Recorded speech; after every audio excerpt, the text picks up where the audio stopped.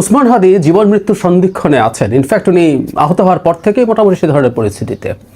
কিছুক্ষণ আগে তার সংগঠন ইনকিলাব মঞ্চের নেত্রী ফাতিমা তাসনিম জুমা একটা স্ট্যাটাস দিয়েছেন। তিনি ডাকসুর ও মুক্তিযুদ্ধ বিষয়ক সম্পাদক।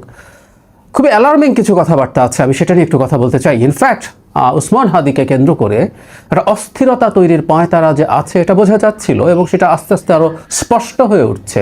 সুতরাং এই মৃত্যু বা এই গুলিবিদ্ধ হওয়াটাকেও আমাদের প্রশ্ন করা দরকার আছে। জুমা যা লিখেছেন আমি একটু পড়ি। উসমান হাদি এখন জীবন মৃত্যুর সন্ধিক্ষণে দাঁড়িয়ে আছে।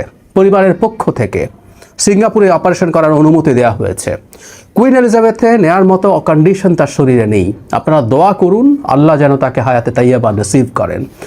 আর উসমান হাদি যদি রবের ডাকে সাড়া দিয়ে শহীদের কাতারে সামিল হয়, সেক্ষেত্রে পুরো বাংলাদেশের স্বাধীনতাকামী মজলুম জনতাকে সার্বভৌমত্ব নিশ্চিতকরণে শাহবাগে জড়ো হওয়ার জন্য অনুরোধ করা হচ্ছে। খুনিরা গ্রেফতার না হওয়া পর্যন্ত আমরা শাহবাগে অবস্থান করব এবং পুরো বাংলাদেশকে অচল করে দেওয়া হবে। খুনি যদি ভারতে পালিয়ে যায়, সেক্ষেত্রে ভারত সরকারের সাথে আলোচনা করে যে কোনো মূল্যে তাকে গ্রেফতারপূর্বক ফেরত আনতে হবে। আমি যেগুলো আরেকবার পড়ি শেষ অংশটুকু, সেটা হচ্ছে স্বাধীনতাকামী মজলুম জনতাকে বলা হচ্ছে সার্বভৌমত্ব নিশ্চিতকরণে শাহবাগে জড়ো হওয়ার অনুরোধ। খেয়াল করি, মানে আমাদের সার্বভৌমত্ব হুমকির মুখে আছে, শাহবাগে দাঁড়াতে হবে। আরেকটা শাহবাগ আসছে। খুনিরা গ্রেফতার না হওয়া পর্যন্ত আমরা শাহবাগে অবস্থান করব এবং পুরো বাংলাদেশকে অচল করে দেওয়া হবে। আর বলছে ভারতে যদি পালিয়ে যায়, সেক্ষেত্রে ভারতের সাথে আলোচনা করে যে কোনো মূল্যে গ্রেফতারপূর্বক ফেরত আনতে হবে। মানে আরেকটা শাহবাগের ডাক এসছে। জামাতের বিরুদ্ধে, জামাতের যুদ্ধাপরাধীর বিরুদ্ধে যে শাহবাগ হয়েছিল, সেই শাহবাগ নিয়ে আমাদের ক্রিটিক ছিল। সেখানে যা যা করা হয়েছে সেটা ফ্যাসিবাদ উত্থানের একটা সূচনা লগ্ন হিসেবে অনেকে আইডেন্টিফাই করেছেন। আমরা এটার সাথে যৌক্তিকভাবে একমত হই, কিন্তু একইভাবে এখন আরেকটা আহ্বান জানানো হলো। কখন এটা যখন নির্বাচনের তফসিল ঘোষণা করা হয়েছে।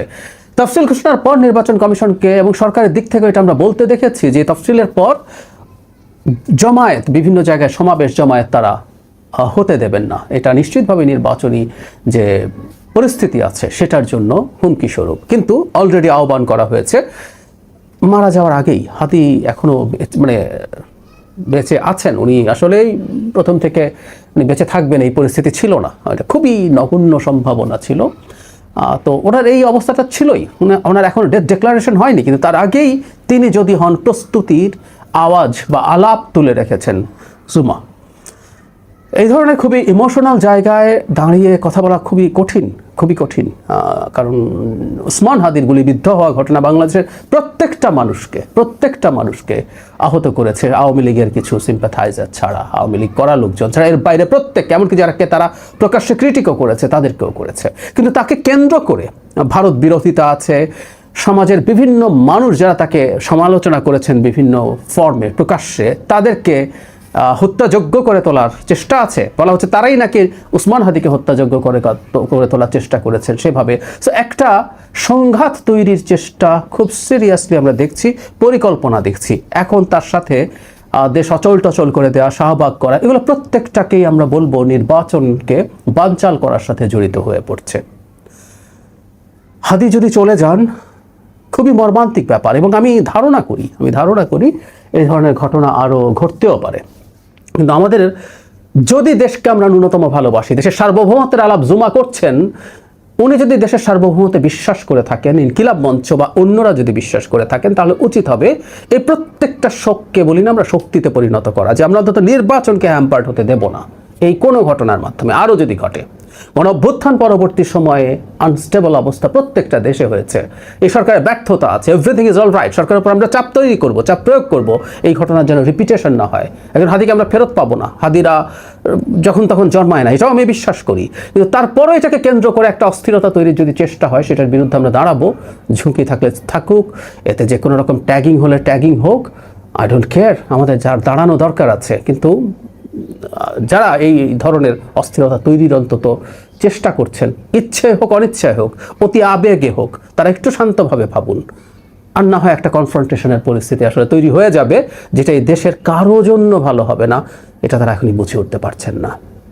এটা কেমন ন্যায়পরায়ণতা, কেমন নতুন বন্দোবস্ত, কেমন নৈতিক ব্যাপার সেবা আমার বলেন তো দেখি। এই যে এই নেতৃত্ব, নতুন নেতৃত্ব, এনসিপি বলেন, এই সদ্য বিদায়ী ছাত্র উপদেষ্টা বলেন, তারা তো এই 15টা মাস ধরে দেশটাকে একেবারে মানে এমন জায়গায় তারা তাদের রাজনীতির মূল পুঁজি হলো আওয়ামী লীগ শেখ হাসিনার শাসন। তো সেই শাসনের দোষ কি? তারা নৈতিকতার ধারে কাছেও ছিলেন না। মানে সরকারি বাংলাদেশের সম্পদটাকে তারা মৎস্যব পরিণত করেছেন। তো সেই মৎস্যবের বাইরে এই আসিফ মাহমুদ সজীব ভুঁইয়া এবং মাহফুজ আলম সদ্য পদত্যাগী দুই ছাত্র উপদেষ্টা, মানে তারা আর কত রকম মাখনের স্বপ্ন দেখছেন, এখনো পেট ভরে নাই। সরকারি অফিসে বসে সরকারি ভবনের থেকে একটা লোক যদি নির্বাচনের কার্যক্রম পরিচালনা শুরু করে, তাহলে এই জায়গাটায় নৈতিকতাটা কোন জায়গায় থেকে তারা এই বিপ্লবের পরে, তাদের আন্দোলনের পরে দেশকে অথৈ নৈতিকতায় ভাসিয়ে দিচ্ছেন? কোথায় সেই রূপ? আপনি দেখেন, আসিফ মাহমুদ সজীব ভুঁইয়া অলরেডি স্বতন্ত্র প্রার্থী হওয়ার ডিক্লেয়ার দিয়ে মাঠে নেমেছে না? বিজয় র্যালি করেছে না? করেছে তো। সে ধানমন্ডি থেকে ইলেকশন করবে, এই ডিক্লেয়ার তো সে নিজেই দিয়েছে, তাই না? কিন্তু থাকে কোথায়? সরকারি বাসায়। সরকারি বাসা মানে কি? সরকারি সুযোগ সুবিধা নেয় এখনো। সে তো সরকারি এখন কেউ না। তাহলে কোন নৈতিকতায় সে এক রাত সরকারি বাসভবনে থাকে? মাহফুজ আলম বলবেন যে উনি তো এখনো কোনো ঘোষণা দেন নাই। আরে ঘোষণা দেননি বাবা। আরে আপনার উপদেষ্টা হওয়ার আগে থেকেই তো তারা তাদের নিজেদের আখের গোছানো শুরু করেছেন। নির্বাচনী যেসব জায়গায় নির্বাচন করতে চান সেখানে বরাদ্দ দেওয়া শুরু করেছেন, এবং তাদের এনসিপির সঙ্গে দেন দরবার, বা কোথায় কোন দলে যেতে পারেন, নাকি বিএনপিতে যেতে পারেন, বিএনপির সঙ্গে জোটে যেতে পারেন, এগুলো তো সেই চেয়ারে বসেই করেছেন।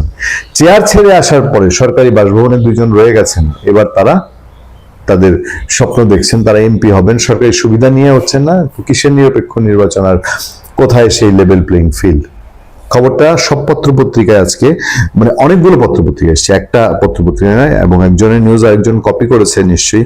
1 সপ্তাহ আগে অন্তর্বর্তী সরকারি উপদেষ্টা পরিষদ থেকে পদত্যাগ করেছেন দুই ছাত্র প্রতিনিধি, আসিফ মাহমুদ সজীব ভুঁইয়া ও মাহফুজ আলম। তবে এখনো তারা সরকারি বাসভবন ছাড়েননি। কবে ছাড়বেন সে বিষয়ে সুনির্দিষ্ট কোনো তথ্য নেই গৃহায়ণ ও গণপূর্ত মন্ত্রণালয়ের কাছে।